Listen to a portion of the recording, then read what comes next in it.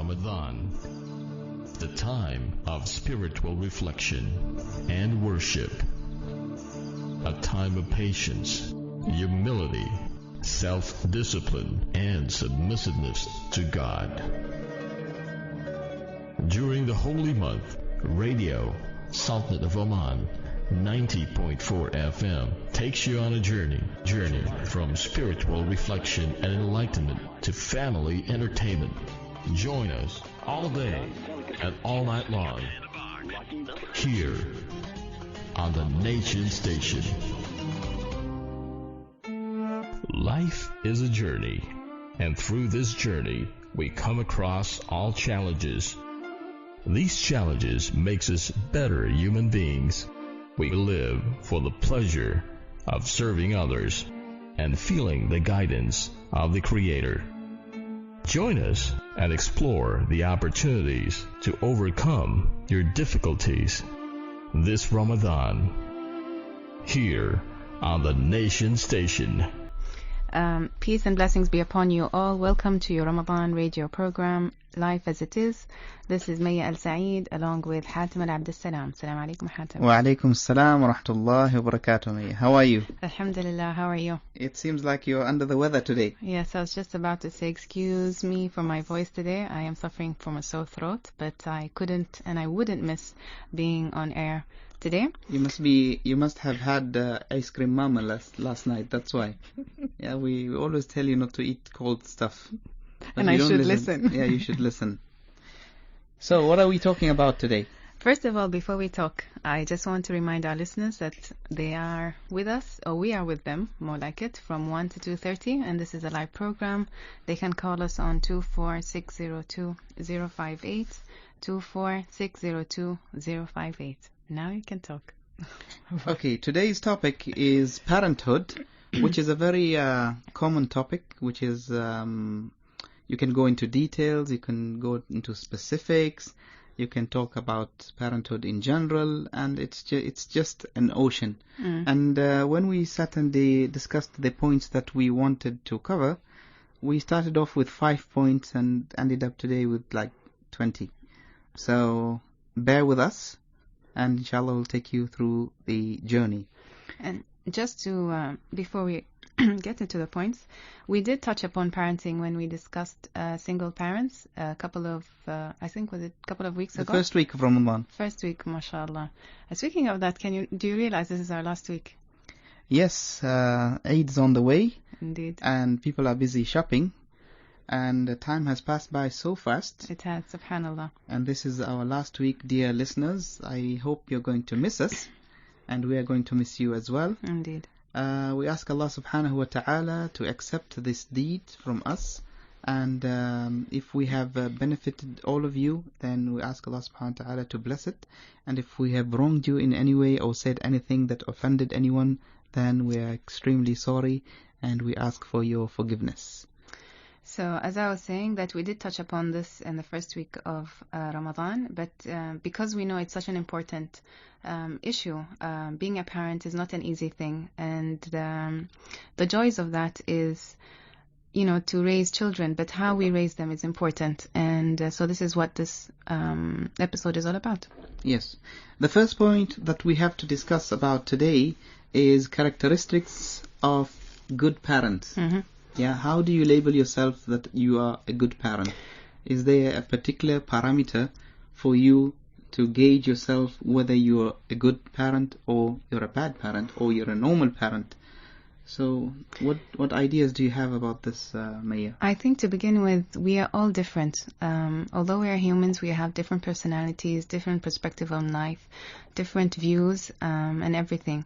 And I think to be good parents, as you said, we have to have some sort of not like rules, but characteristics of what makes a good parent. What is a good parent? What's a good parent to me might not be what is a good parent to you.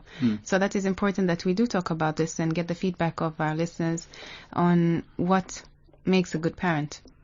I think when it comes to being a good parent, first of all, you should be very aware of the responsibilities and the duties and the rights of you being as a parent.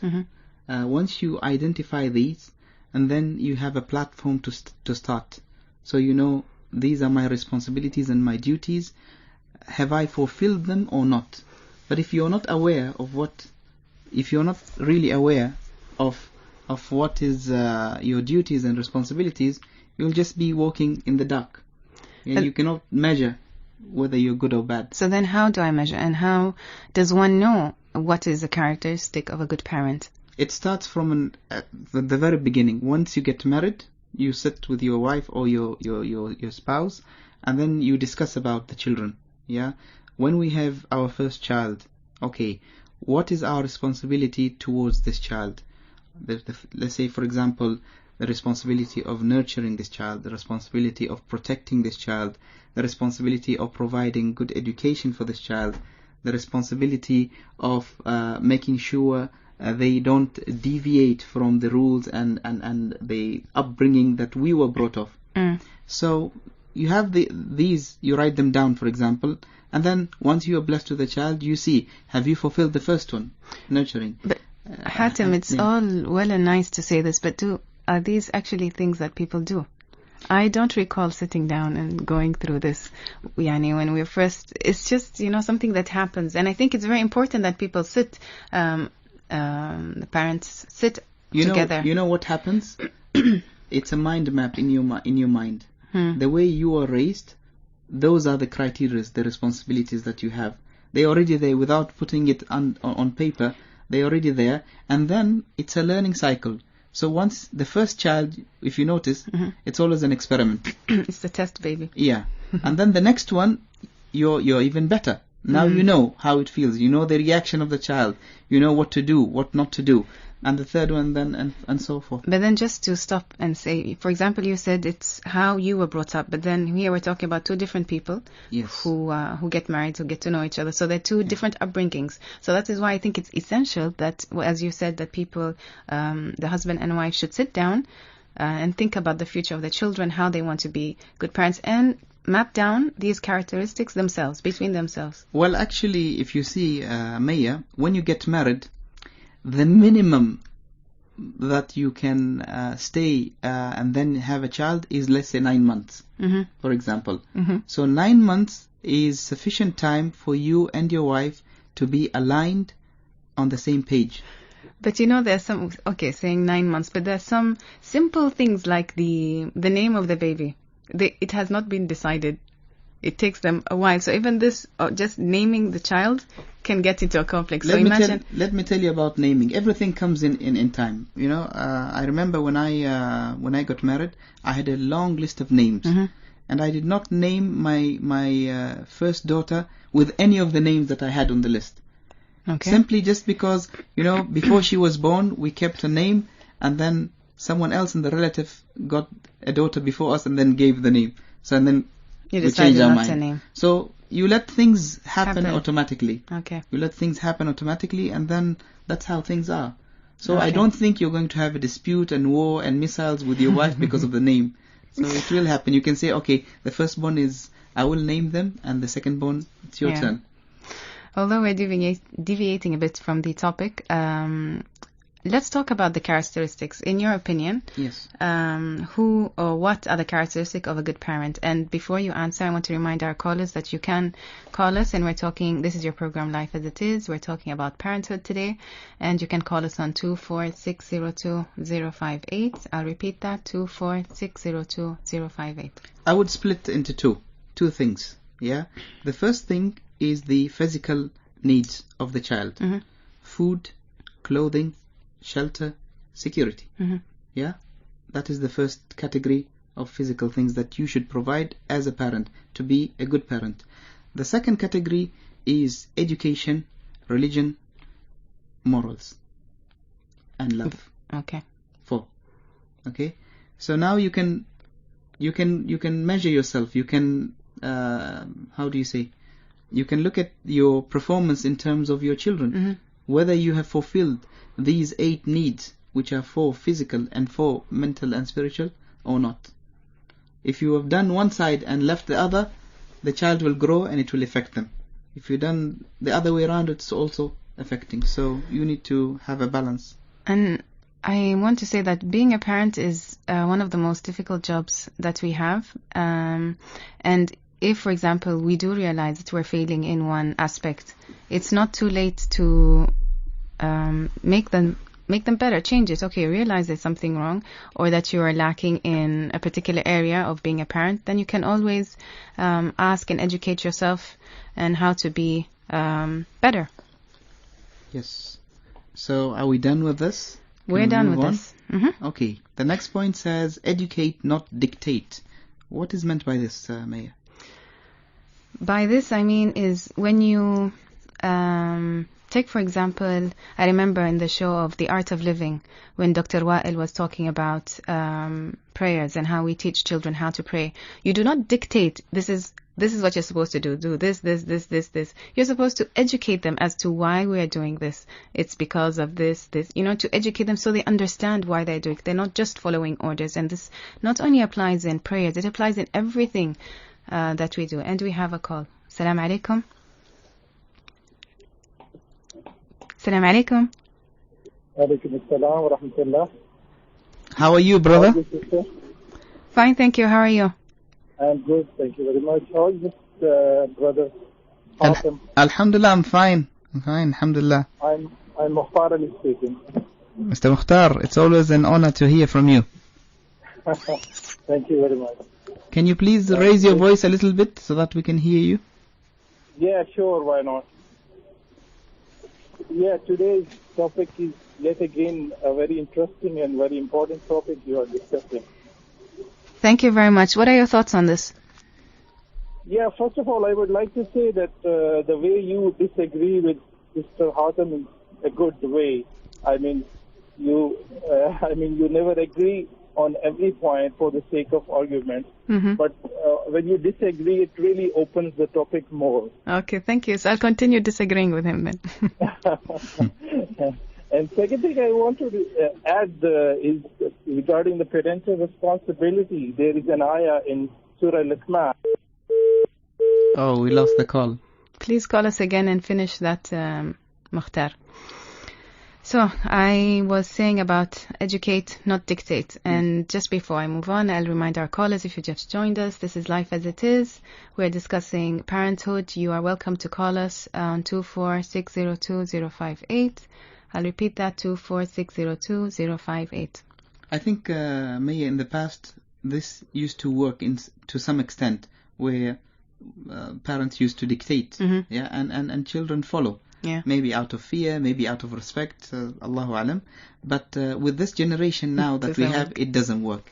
Yeah, you cannot dictate them what to do. But can we blame them? Because think of yourself when you're told to do something. Do you not ask why? Why am I doing this? You want to understand as to why you're doing it. And if you understand, then you'll be convinced and you will actually do it. Yes, and I think maybe even in the past you wanted to know why, but maybe you thought that it's not appropriate To ask. or maybe you had the fear to ask, or maybe you thought that I should just follow, and then maybe later on I can find out why am I doing this. Yeah, so both, we don't say that one method is better than the other, but we're talking about different generations and different needs for each generation. Exactly. Which brings us to our next point. Yes, the next point says children will make mistakes. Okay. Yes, they will make mistakes. They will the same way that parents make mistakes, we also have to give the opportunity to our children to make mistakes. So we should not be very hard on them, Mm-hmm. and we should not expect them to be angels. Yes. Yeah, they will always fall into mistakes, and that's the learning cycle for them. True. Through these mistakes, because when your child makes a mistake, you get the opportunity to talk to them and open a subject. Mm. I remember my dad used to do this to us. Whenever we fall into a mistake, then it's lecture time. Yeah, so you sit there for 2 hours and you listen to the lecture and you make sure you understand every single word that he says. So please be positive when your children make mistakes and take it as an opportunity to go and talk to them about this mistake. Also, speaking of mistakes, it's not only reflected on children. We will make mistakes as parents, and that is okay. As long as we realize what is the mistake and how it impacted the child, and to know not to do that again. So don't beat yourself up. We're humans, we make mistakes, but as Hatem said, making mistakes is part of our learning. Yes, well said, Maya. Thank you. The next point says being stubborn as a kid. So, being stubborn as a kid, maybe some people would be affected by stubborn kids. Yeah, and this is something very common.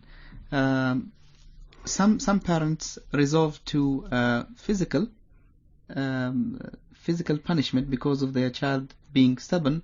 Some of them ignore their children. Some of them just can't handle it anymore. But it is important to understand why the child is being stubborn.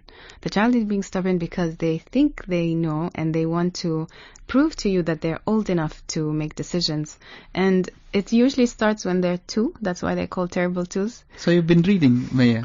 No, I haven't been reading. This is experience. Okay. Yes, tell us more about that.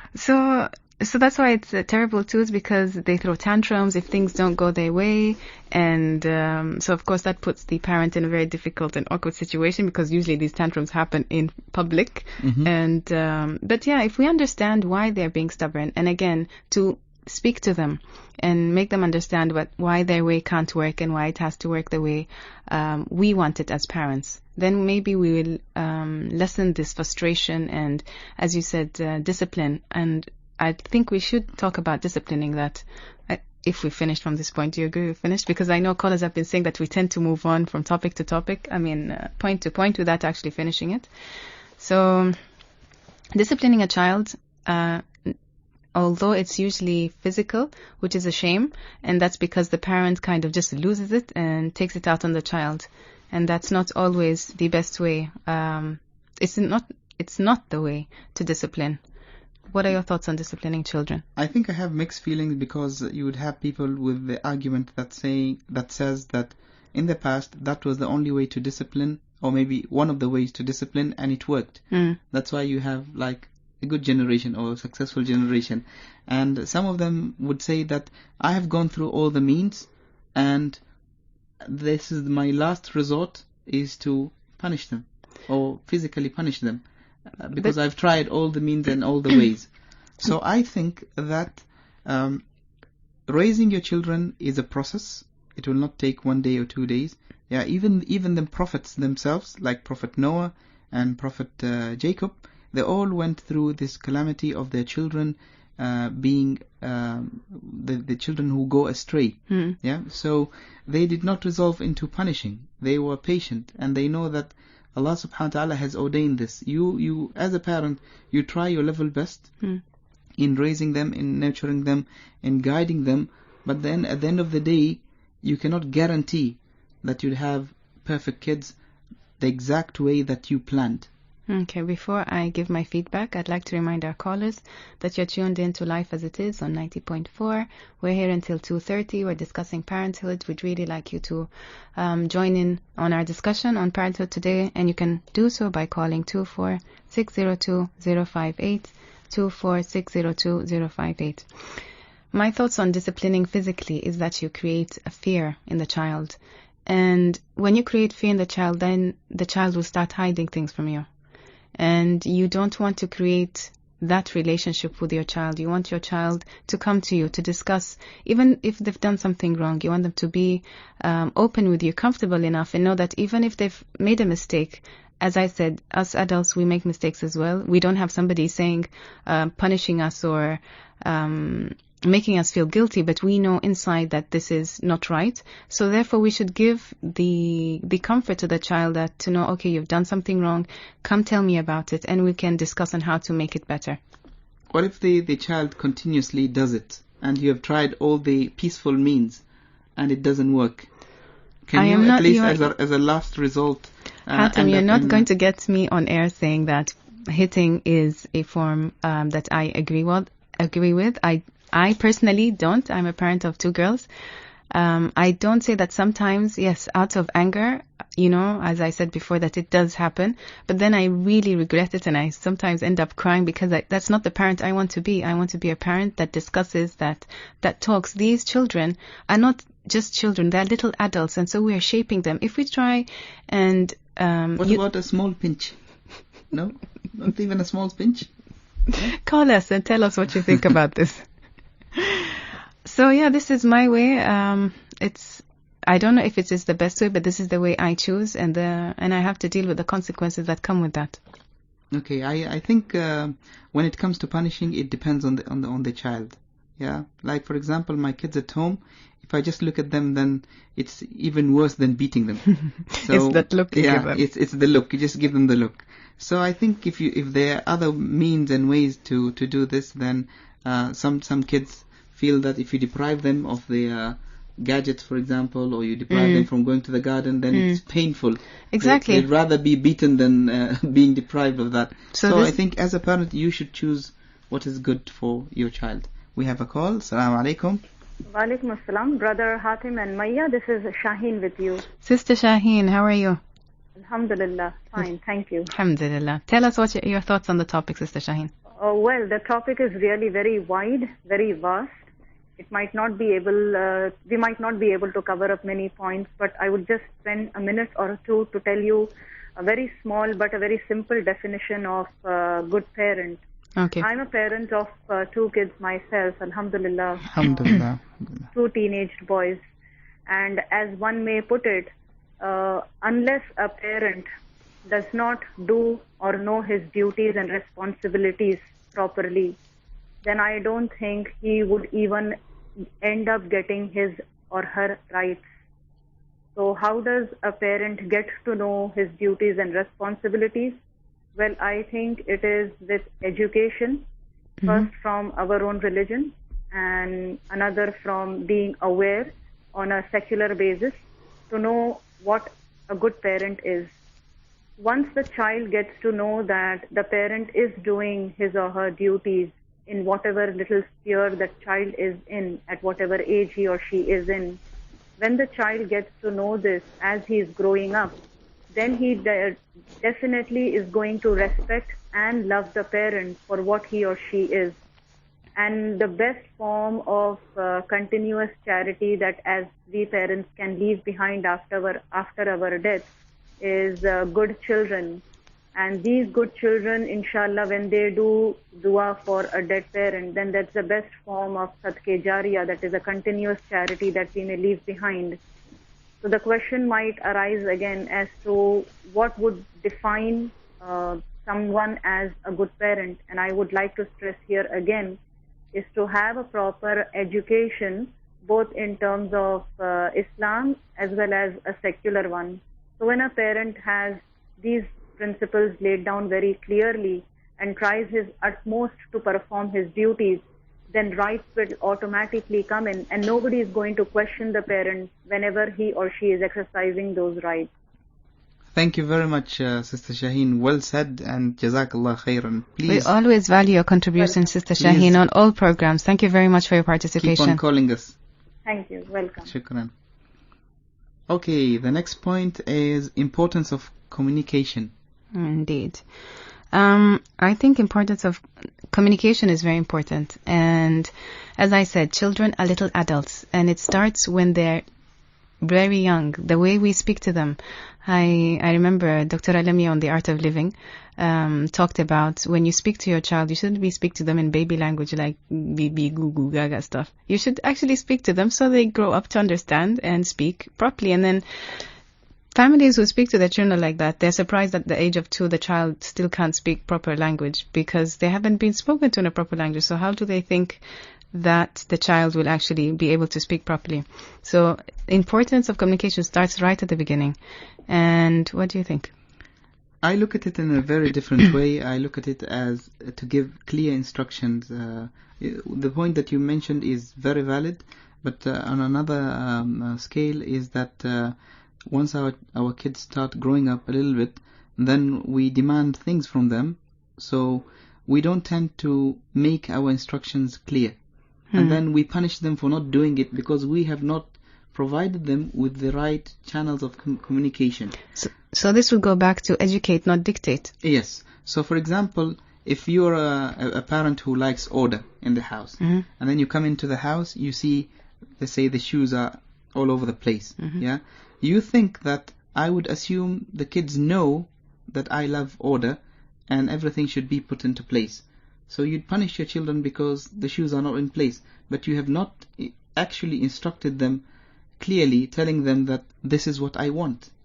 So without communicating to them, telling them what do you really want and why do you want it this way, then you can't blame them for not doing it.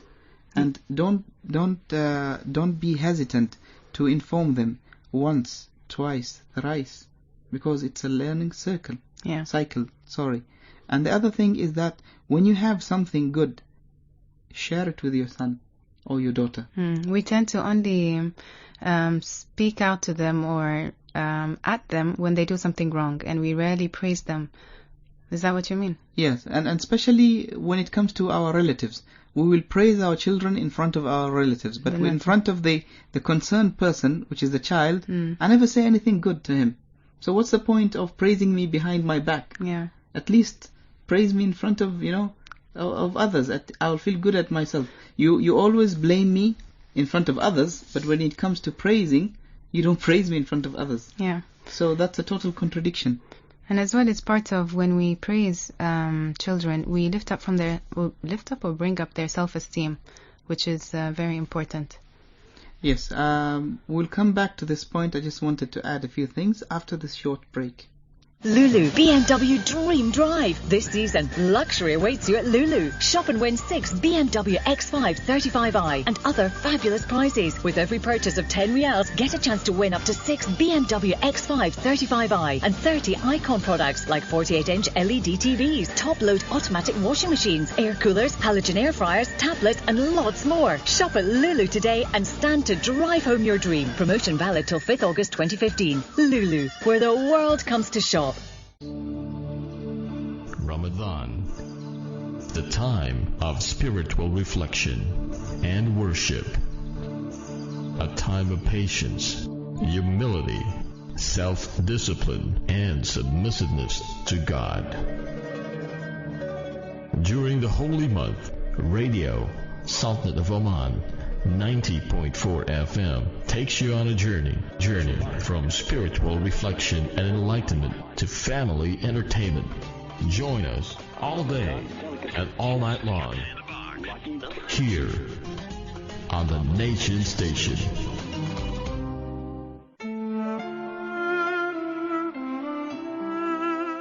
Let us take you on a spiritual journey through our voice this Ramadan.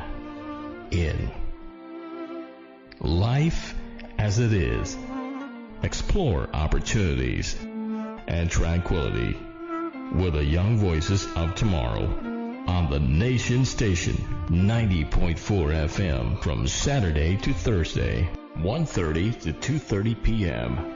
Engineer Muhammad Farouk, Janab Al-Saida, Maya Al-Said, Ahmed Al-Matani, and Hatem Al-Abdus Salam.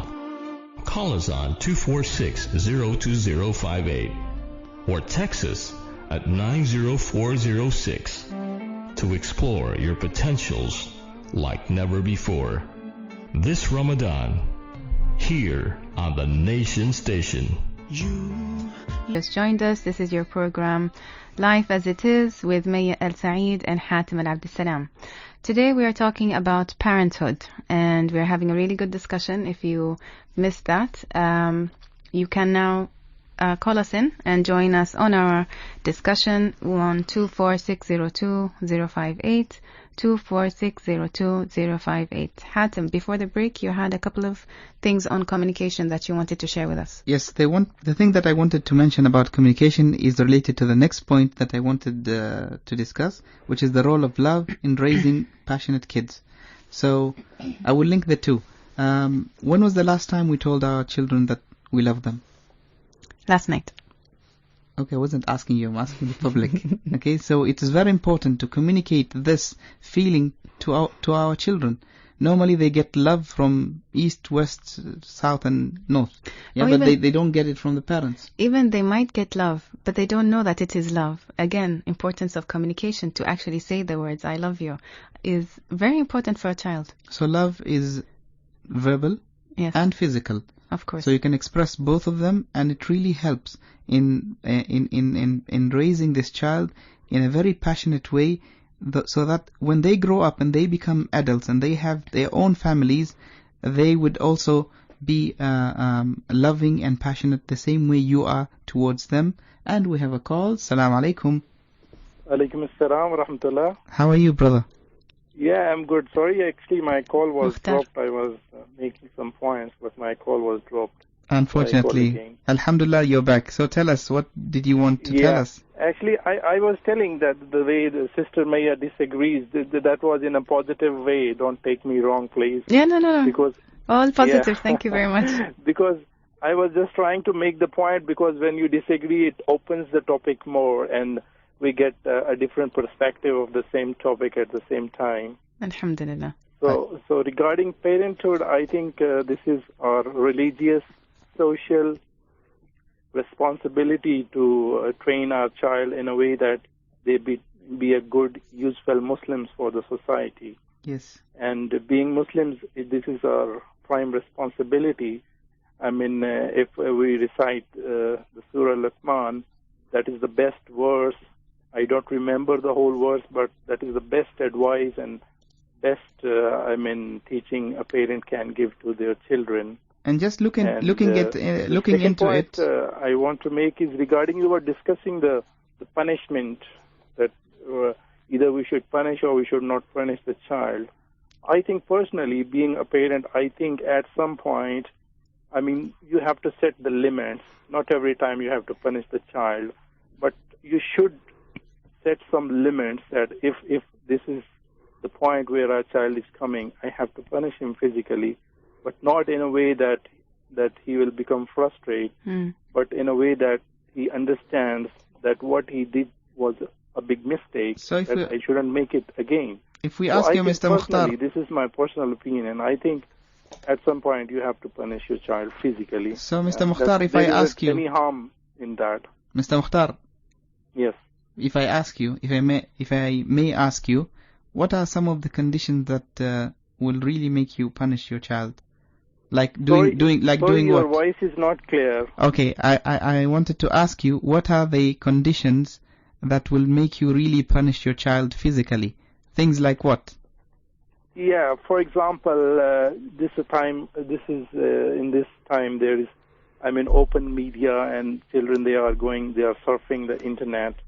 So if some children they are involved in surfing the websites which are not suitable for them, and you are teaching them that this stuff is not for you, and if still they are doing that, you have to punish the child.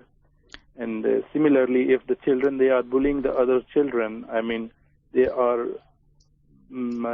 giving bad names to other children at school, or they are fighting at school, and despite many efforts, they are not beware of that, then you have to punish. And very importantly, religiously, if the child is in an age to pray or to fast and he's not praying, I think this is also a hadith to punish the child. Yes. There isn't any harm in that. Yes, but let us not forget, Brother Mukhtar, Yes. if anyone chooses to take that path of punishing, although it is there religiously in the hadith, but the Prophet, peace be upon him, himself has never punished his children.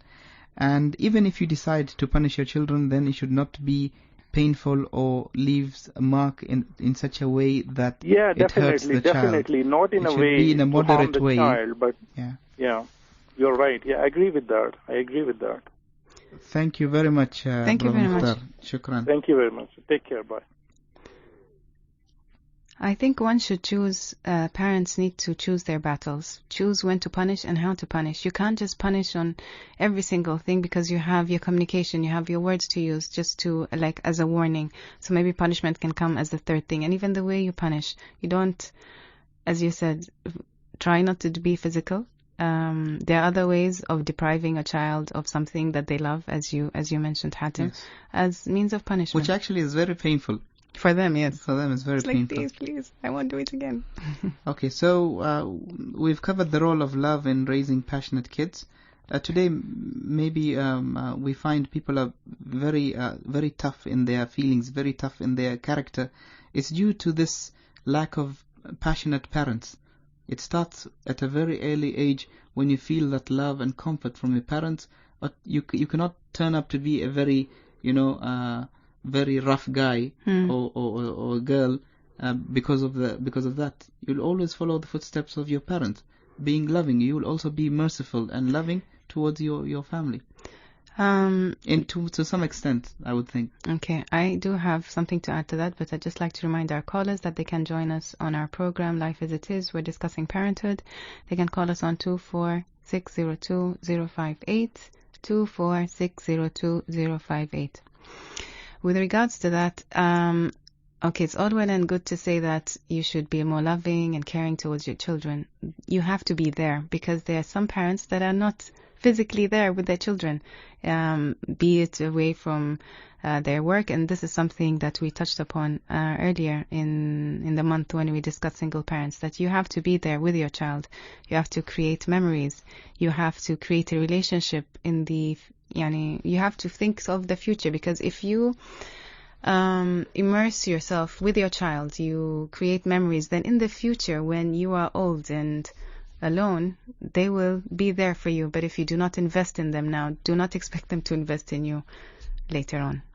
Yes. We move on to the next point that says memories that are never erased from their minds. And these could be good memories and bad memories. And bad memories. We'll start with good ones. Yeah. So we want to capitalize on as much good memories with your children, so that they remember this from you. Yeah. Even when you pass away from this world, at least they have something to remember you of. Which is hopefully good.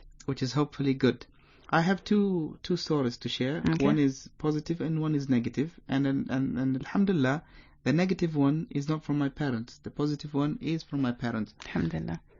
So my dad used to work for an airline company for more than 30 years, and he used to work in shifts. So most of the time he's in night shift. So when he comes back early in the morning, he brings from work the club sandwich. Yeah, and we were always keen, waiting for the time when he comes back to bring the club sandwich. So until this moment of time where I am 37 years old, whenever I go to any restaurant and I see club sandwich, I remember my warm, my loving dad.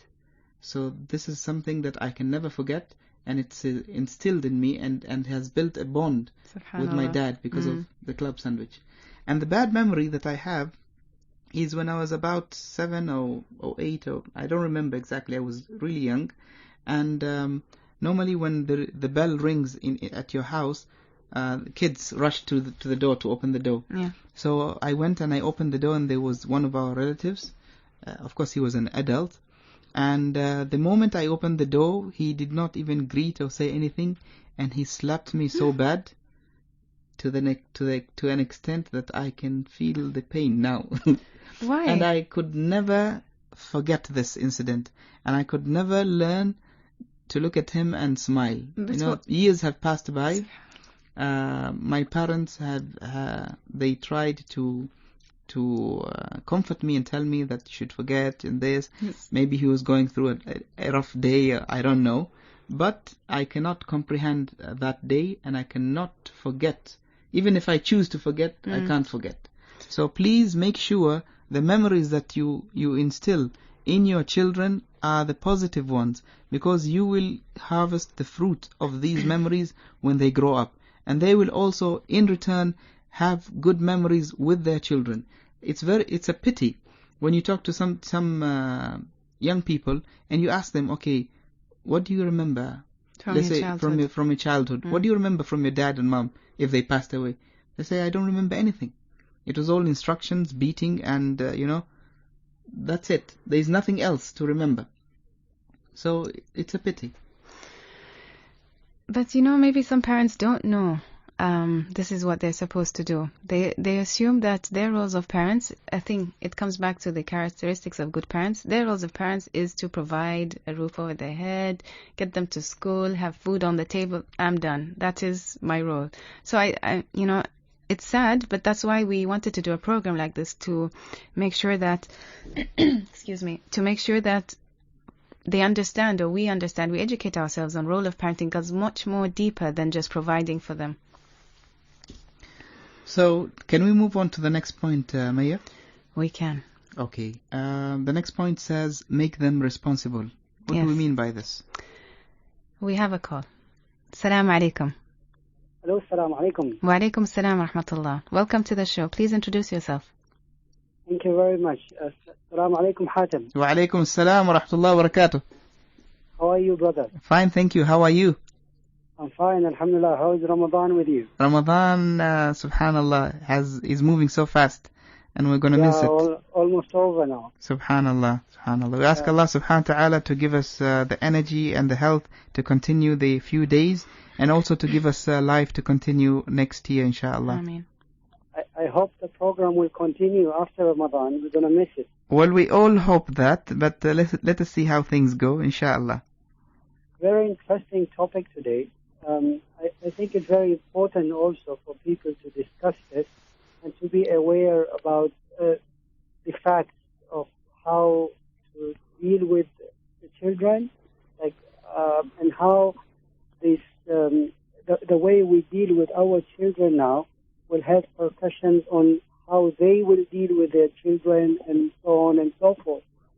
As you said, a lot of the memories you had, be it positive or negative, and unconsciously you're going to pass these to your kids, either in a way that is consistent with your own memories, or sometimes you take the extreme opposite of your emotion. So if you had been abused, then you might be an abuser of your children, or you might take the other extreme of being too caring to the extent that you might spoil the kids themselves.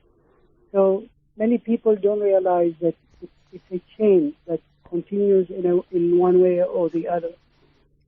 So thank you for bringing this important topic. Jazakallah khair, brother. Thank you so much for calling. Thank you so much. Yeah. I wanted to just side with what Brother Mukhtar said, that some of the physical punishment is actually listed in the hadith, and as long as you consider it as physical punishment rather than physical abuse, then I don't see it being more negative than emotional punishment or any other punishment in that regard for a child.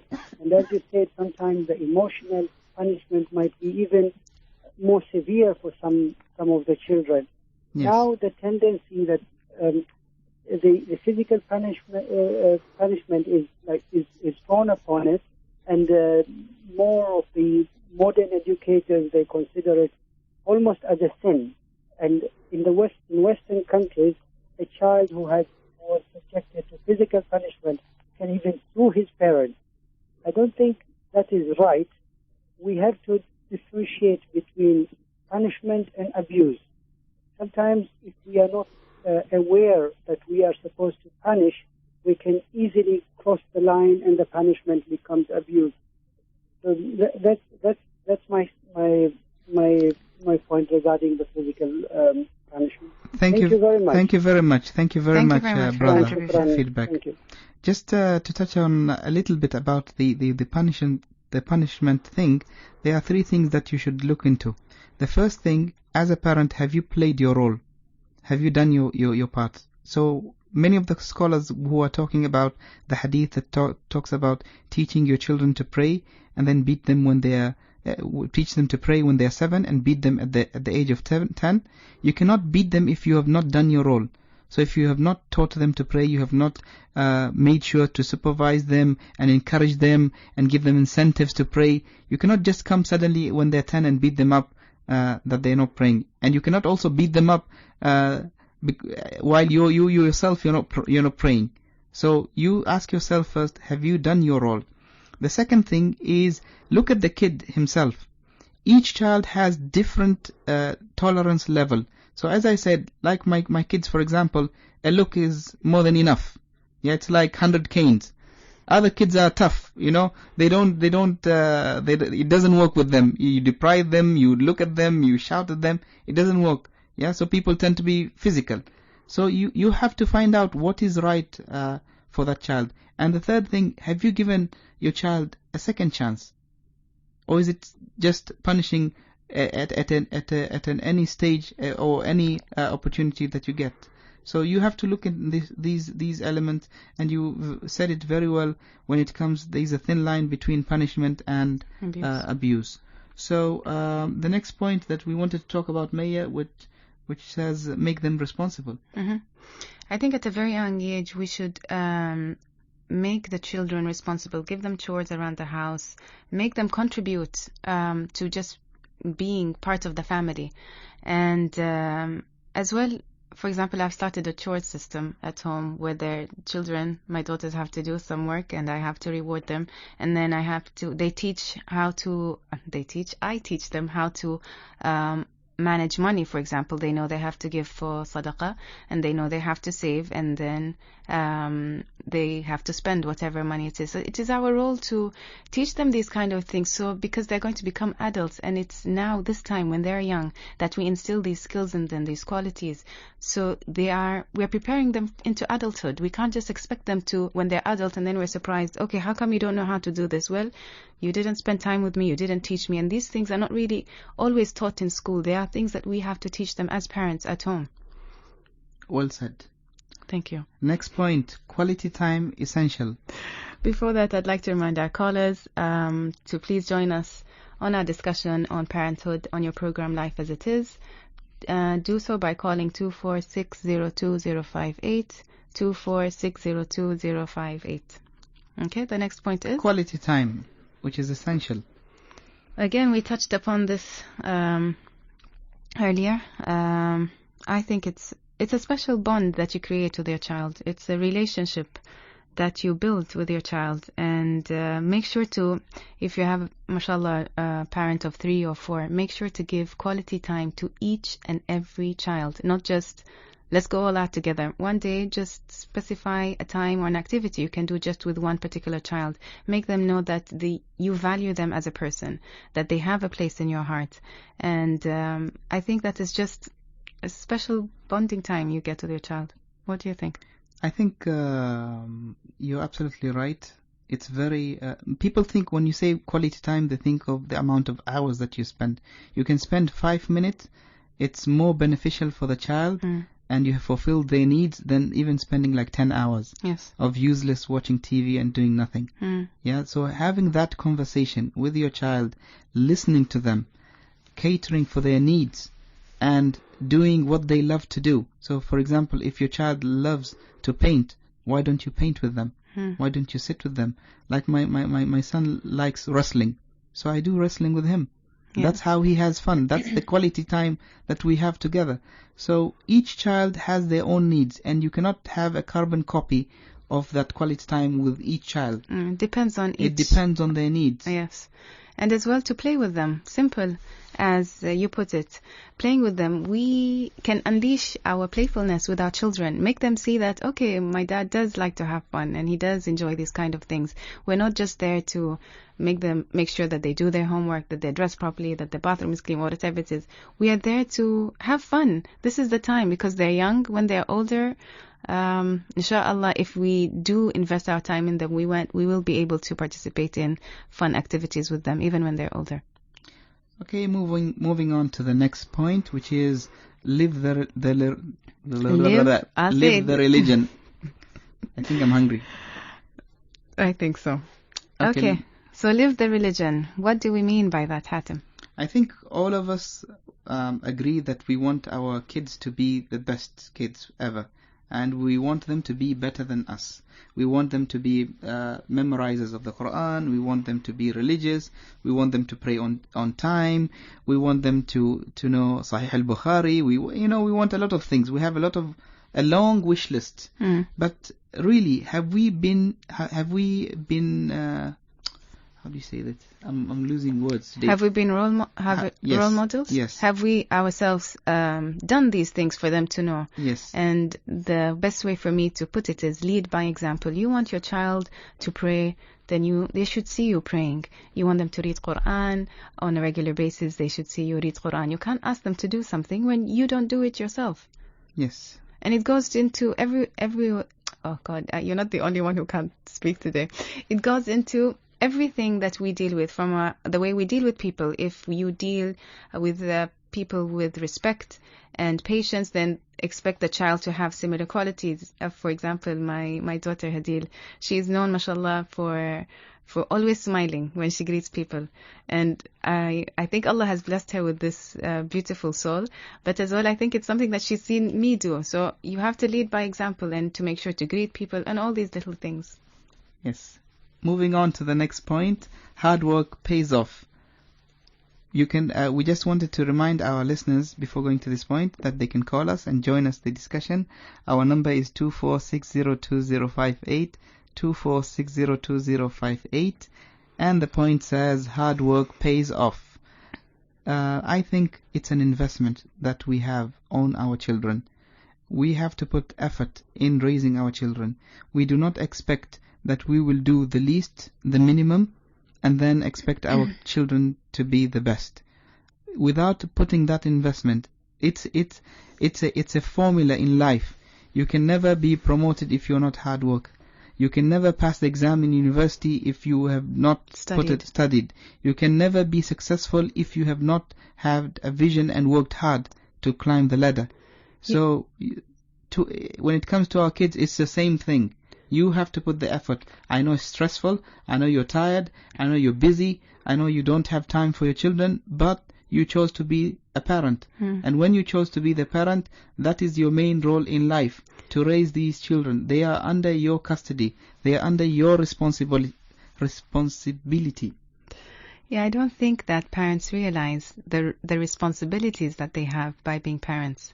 And as you said, it is vast, it is hard work, but it has to be done. And when you see this child grow up into an adult that you've envisioned, that inshallah, you worked so hard to bring up this child, that is when it pays off. Yes, moving on to the next point that says your success is not their success. What do you mean by that? I don't know. Who's written this point? Okay, what I mean by that is that throughout our life, we strive in our career, in the things that we love, and we think that by we being successful, this will automatically be inherited towards our children. They will inherit that success. But actually, you're investing in yourself. You're investing in your dreams. You're investing in your fancy house, fancy car. But what about the investment in your children? So don't always associate the busy time that you spend at work, the projects that you do, that this is the success of your children. Yes, they will inherit the money from you, but it doesn't mean that they will be successful as you are. And maybe you might think that this is the success in life, but to them, the success in life is having their parents next to them, listening to them, loving them, and sharing their wonderful moments together. I totally agree with that. But I think we're talking about investing in children and stuff. Shouldn't we also highlight what age group are we talking about when we talk about investing? Because do you think when the child is 16, if you haven't invested, now is the time to invest? Is that... Well, actually, I look at it, and from many books that I've read, you have from the age of 0 until the age of 10. That's the time when you will really impress your children, and you will create that bond. After the age of 10, they start exploring new areas.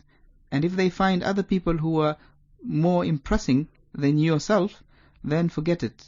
Then you start having this big gap between you and your children. You claim that I can't understand my children.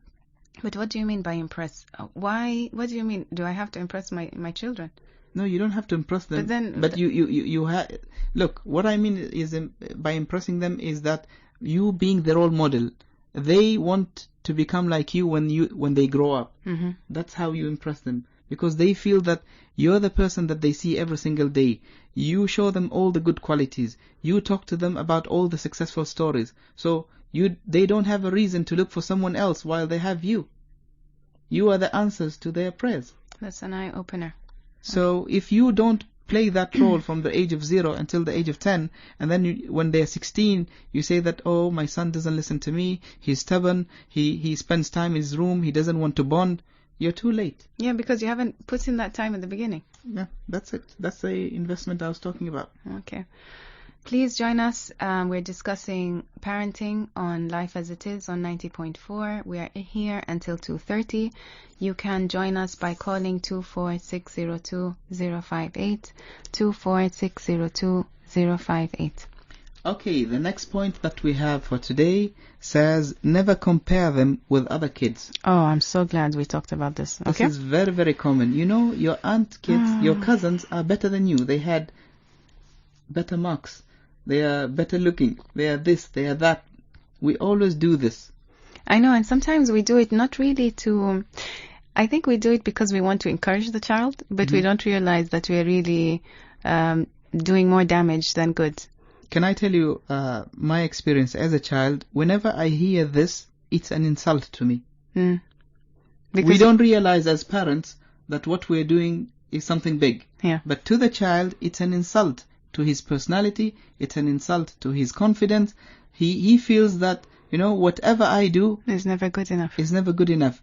But we fail to see as parents that the capabilities of my child might not be the same as the capabilities of the other child.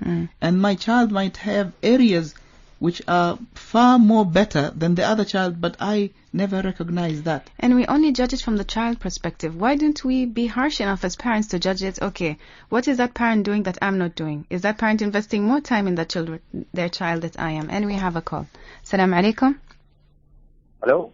Hello, salam alaikum. Wa alaikum salam. My name is Prasad. I just wish to share my thoughts on this program. That's why I called you. Please do. Thank you very much. Go ahead. Yeah, you just started the topic about comparing between children. Mm-hmm. That's a worth topic to be discussed because this topic really, when you compare a child with another child, it demoralizes the other child. Yes. The child you compare. And my view on this is that we should never compare, not only a child, we should never compare anyone for anyone. We can put some examples, but we cannot compare them. This is what is my point about it.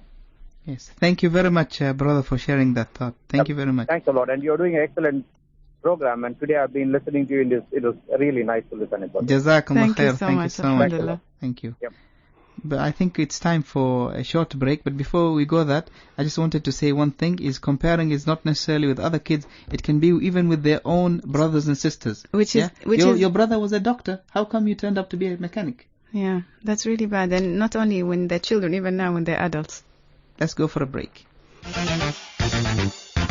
Want to win a car with all the features you ever wanted? The Geely M Grand 7 with a 1.8-litre automatic engine can be yours. Just WhatsApp your name, location, and say that one thing you like the most about Geely, and you could become the lucky winner to own one. Send us your reply on WhatsApp at 9440 today. Anyone could win a Geely M Grand 7 this Ramadan. Terms and conditions apply.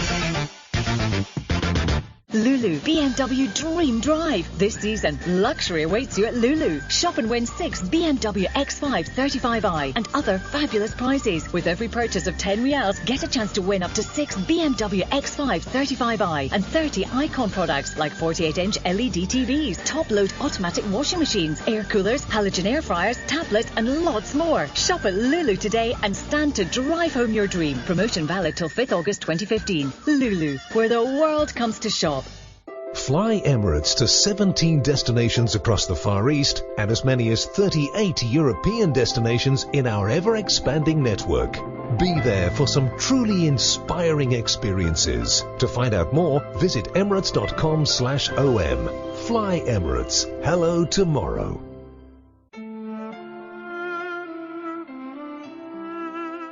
Let us take you on a spiritual journey through our voice this Ramadan in Life as It Is.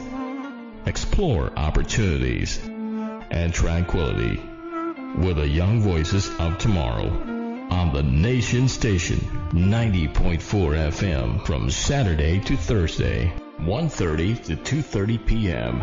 Engineer Muhammad Farouk, Janab Al-Saida, Maya Al-Said, Ahmed Al-Matani, and Hatim Al-Abdussalam. Call us on 246-02058 or text us at 90406 to explore your potentials like never before. This Ramadan, here on the Nation Station. If you've just joined us, this is Life as It Is with Maya Al-Said and Hatim Al-Abdussalam. We are talking about parenthood right up until 2:30, and you can join us on our discussion by calling 24602-058, 24602-058. So Hatim, Yes. where did we? Before getting to the next point, I just wanted to tell our listeners that we are not experts in parenting. No, we're not. So people should not assume that we have all the answers. We are also experimenting with our children. We are also very young parents. I think my eldest daughter is not even 10. Okay. And Maya the same thing. So we are not that experienced in this, but we are trying to remind ourselves and share with all of you whatever we have and whatever we have experienced in this short period as being parents. So please bear with us and don't think we are gurus in raising children. Which is why your feedback and your contribution to this show is valued or valuable, because we're all in this together, and only together by sharing knowledge can we become, inshallah, better parents. And that's why we disagree with Maya most of the time, or agree. Then that's part of life. That everyone has his own perspective, own experiences with his own child. So I wouldn't have an identical experience with my children the same way with Maya. She would have a different experience. So by talking about it, by sharing these different points of view, then we get to learn and evaluate ourselves. Are we on the right track or not? The next point says, a parent and a friend at the same time. I think this is a very thin line. Again, I think the role of discipline comes into hand, because you want to be a firm parent, but you also want to be a friend, somebody they feel comfortable with, which is why when disciplining you have to be very careful that you don't lose that confidence, that comfort that they have to come to you to talk to you about anything. I would share my experience when it comes to this, but I think we have a call. Do we have a call? Yes. I think we do. Salam alaikum. Salam alaikum. Parents, they have... Salam alaikum. Salam alaikum. Okay, we lost the call. So, I was talking about having the parent to be your friend at the same time. I was raised in a family that there was no much physical punishment, and we were raised to be friends with our parents, and most of the time we abstained from doing or committing a mistake because we didn't want to disappoint our friends, who are our Your parents. friends? Our friends, our parents, okay. who at the same time, we had that respect with them, because we felt that it's so cool to be around them, to be as their friends, to go out with them. So we didn't want to break that relationship that we had as friends. Yeah. But at the same time, we respected them as our parents. And this merely comes when parents get married at an early age and they grow up with their children. So if the age difference is huge between the parent and the child, sometimes it is difficult to get this relationship of friendship. Okay. And maybe we have an episode that we are going to talk about during this week, which is about getting married early. Yeah. I don't know if you have any experiences with regards to this. To friendship. To friendship, well, as you said, I'm a young parent. I'm still learning, and I think I agree with you to a certain extent that getting married young and having your children as well at a young age, you become aware of what's happening around the society. So you kind of know, and you're not like a dinosaur that you have no idea. You speak the same language with your children. Exactly. So there are things that you can relate to. And I imagine if the age gap was huge, then it will be very difficult to find things to relate to. Yes. Can we move on to the next point? We can. Just remind our callers that we are here until 2:30. They can call us on 24602-058, 24602-058. And when you do call us, please make sure that the radio is off and you just listen to us via your mobile phone or telephone. Okay, the next point says, help them choose their path in life and not imitate your path. Not only imitate our path, the path that we want them to be on. I want my child to be a doctor, but maybe the child does not want to be a doctor. There are two things involved in this. The first thing is that we want what is best for our children. Yes. Thinking that the choice that we choose for them is the best choice for them. The second thing is that maybe we wanted to take that choice in our lives, and we were not able to achieve it. Yeah. So we see the achievement through our children. Yes. Which might be okay, but might not be suitable for the child. So walk with them towards this path. Guide them. So if you see them going towards a particular interest when they're growing up, give them more information about that interest. Let them know more about that. Make it easy for them to make the right decisions in their life. Yeah. And now we're living our life that we want people to be entrepreneurs. We want people or children or adults to stand on their own 2 feet, not necessarily go for a government or a private job. And only that happens when you have passion. You don't open a business or whatever just for the sake of money. There is an underlying passion that makes you think about it day and night. And this starts at a very young age. Yes. Moving on to the next point, which says what we carry forward from the past and what we let go. Okay, care to elaborate on that, Hatem? Yeah, I have no idea what it means, but okay, let me give it a try. It means that we were raised in a particular way in the past by our parents, by our grandparents, and now you have the modern way of raising the children. Most of the time people are confused. They say, should I raise them the old way?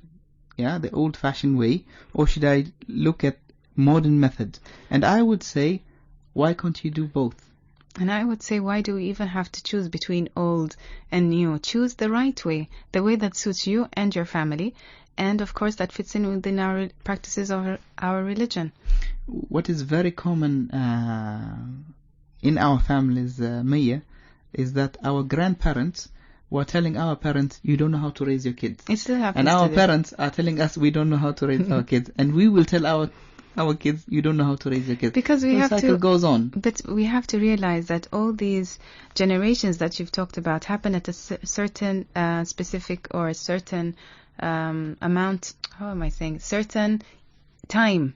And everything was different then. So when your grandparents raised your parents, it's different to how we are now raising our kids. Yeah, that makes sense. Yeah. So what should we do? Don't ask me that question. I think when it comes to raising your children, there is a mixture of lots of things. First of all, you have the upbringing that you were raised on, and then you have the upbringing of your wife, and then you have the modern way, which you might not agree with your wife. Sometimes you want to be hard, your wife wants to be soft. Sometimes the other way around. So there should be a balance between all of this so that the child is not caught in the middle in this dilemma.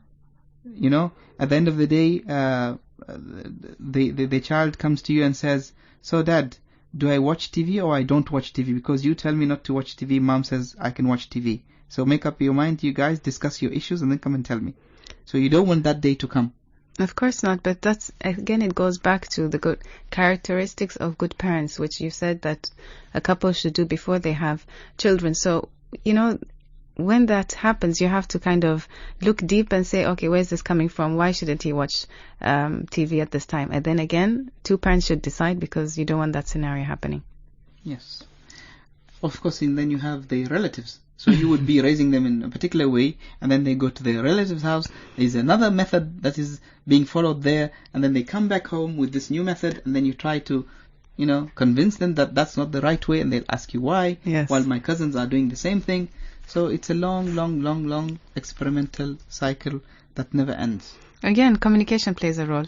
I think, as you said, when you explain to them why it doesn't happen, why it happens there and not here, once they understand, they can then implement. And they're actually smart. They understand. But we treat them as babies. Yes. Yeah, we don't give them the benefit of the doubt that they are very well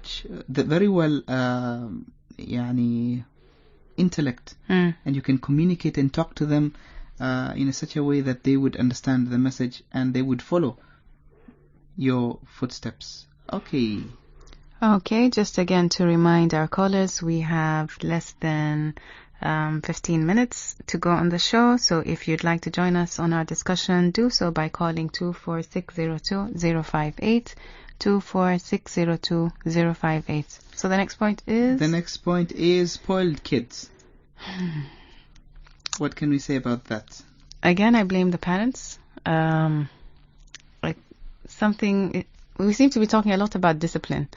But when we talk about spoiled kids means they have their own way. They know what buttons to press, and the parents fall for it, and the kids have their way, and then the child happens to be 18 and does whatever they want to do and does not listen to the parents, and that is lack of discipline. If I may ask you, give us a definition of a spoiled kid. How does a spoiled kid act? What do they do? For example, I can't really just put on the spot here, but one I can reflect on myself is I've always taught my children to say hello. And there are times when they're young, they just don't want, they're not in the mood. I still ask them, I'm sorry, you have to say hello, and I'd force them to say hello. And it's only a hello. They don't, to shake hands with the adult in front of them.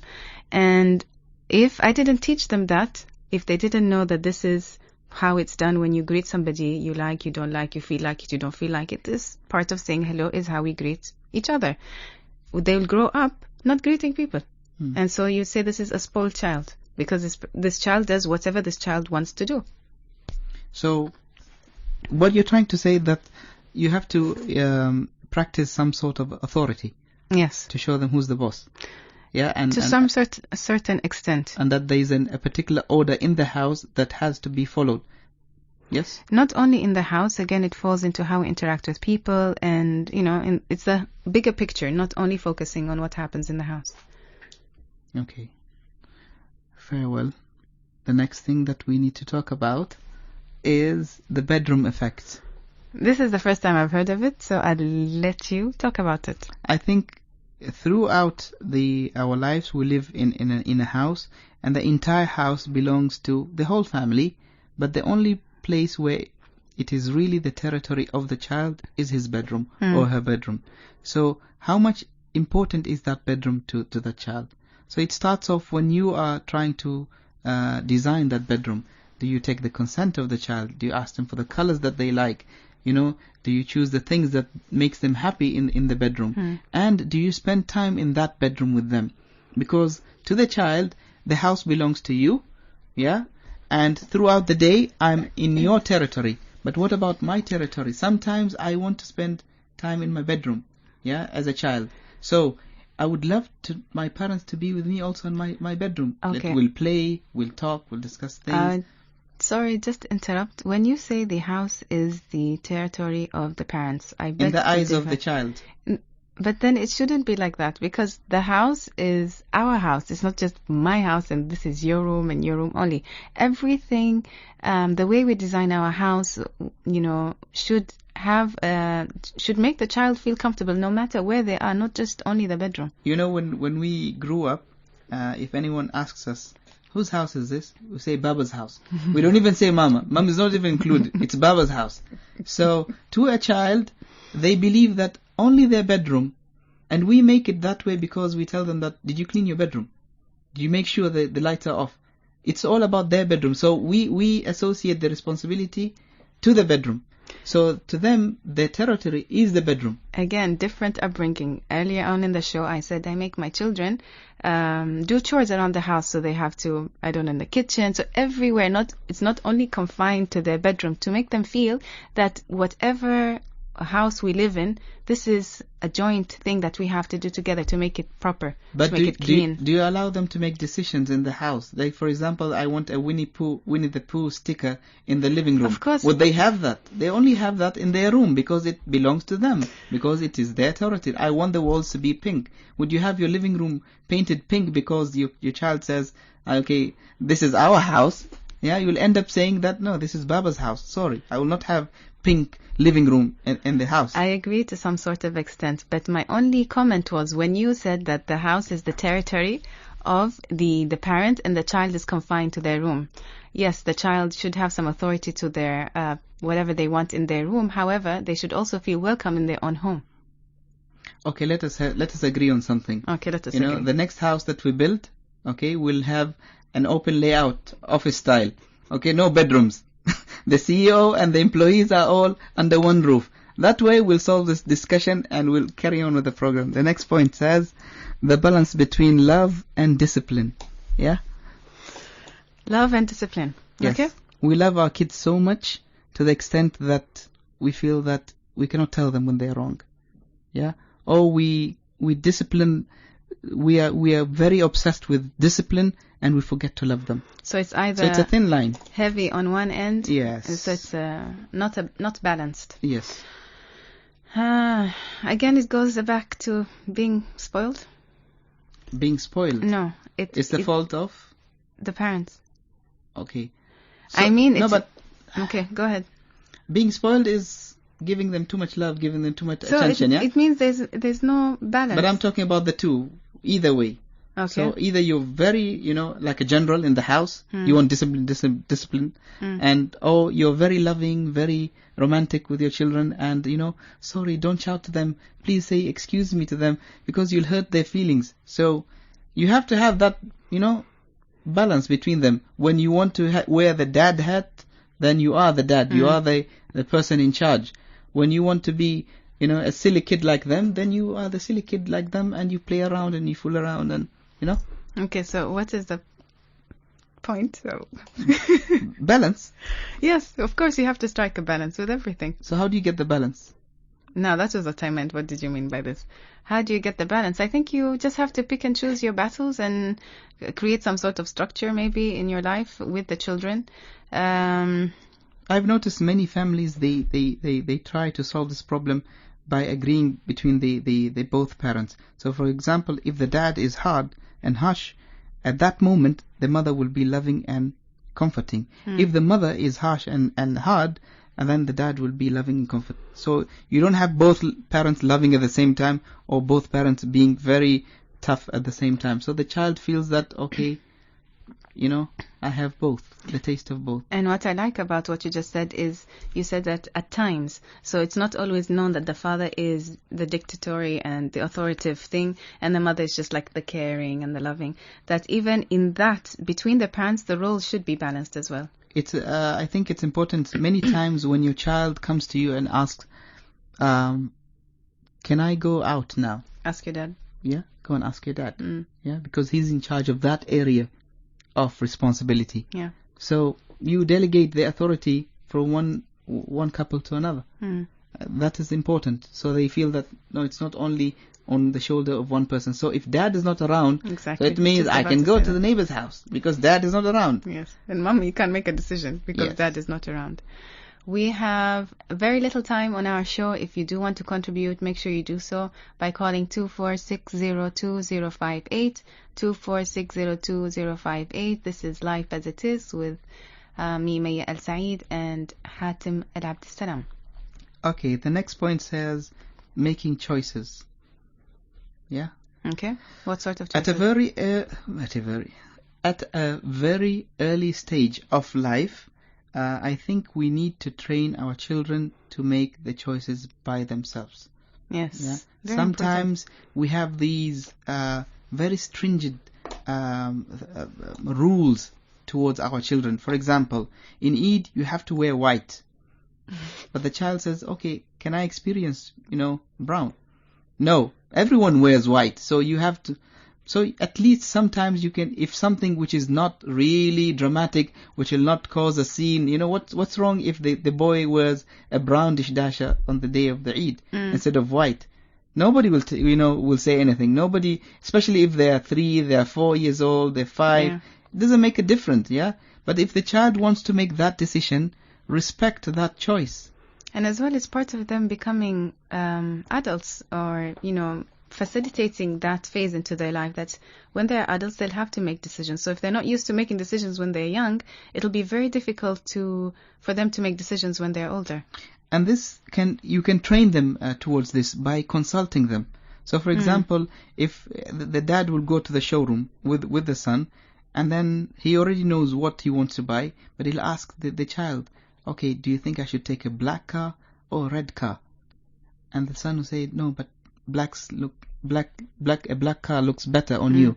And then you say, "Okay, what about, but the red looks more flashy." Then, you have a lot of debate. You have a debate, you have a discussion, but the child feels that you are consulting them, you are taking their opinion, and you're respecting them. And you're not just saying, no, I'm not going to take the black one, it's not good. No, you discuss with them, and you agree on some grounds. Yeah, that's very valid, and I think it's some things that parents lack doing. They just make the child think for themselves. No, that they dictate what they want and the child just have to follow. They have no choice. So what is the future? The future? Future, I think I'm hungry. What is the future image that you have for your children? If I may ask you, Maya. Yeah? What is the image that you have for your children after, let's say, 10 years? They grow up to be responsible adults, caring adults that fit into society, that they represent Islam the best way. I have 2 girls, so the best way they can. And Islam is not only something that you are, that is with Allah subhanahu wa ta'ala, it is also in the way you treat others and the way you make them feel. So I hope that I manage to give that message to my children, inshallah. Why I'm asking you this question is that each parent today have to have this vision for their children. Mm-hmm. They have to know what they want their children to be when they grow up. Yes. If they have this vision, they will have a plan to work towards that vision. But if you say that I want my child to grow up and to be a man and to work and to get married, and those are general things. Those are things that are there with everyone. Yes. So you have to be very specific of what do you want in your child. Because then there's this famous quote, planning to fail is failing to plan. Did I say it right?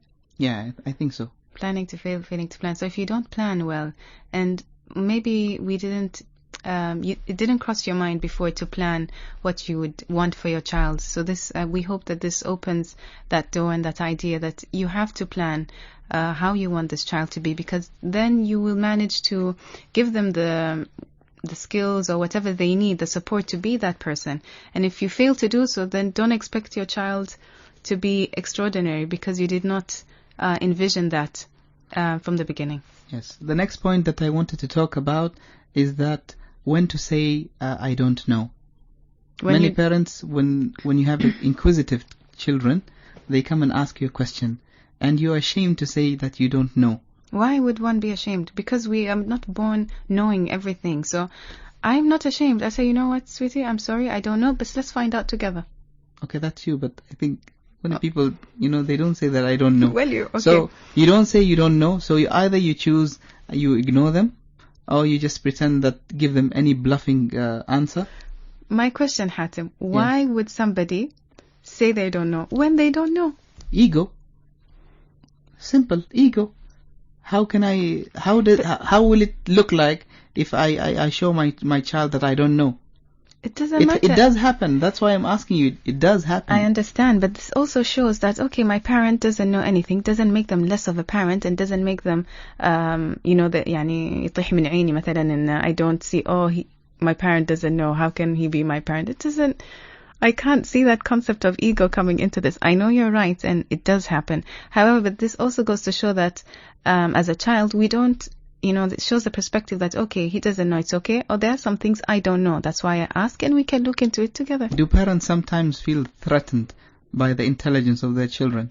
Of course they do, especially with technology. Okay, we're done with time.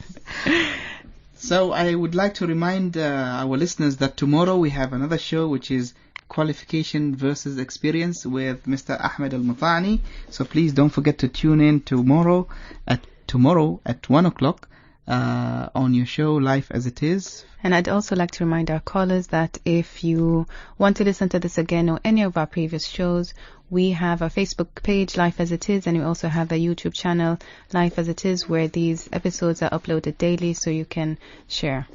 Thank you so much for tuning in. From me, Maya Al-Saeed and Hatim Abdussalam. Assalamu alaikum. Never think of change. Be the change. Thank you for being a part of this amazing journey. Life as it is. Life as it is. Here on the Nation Station Radio.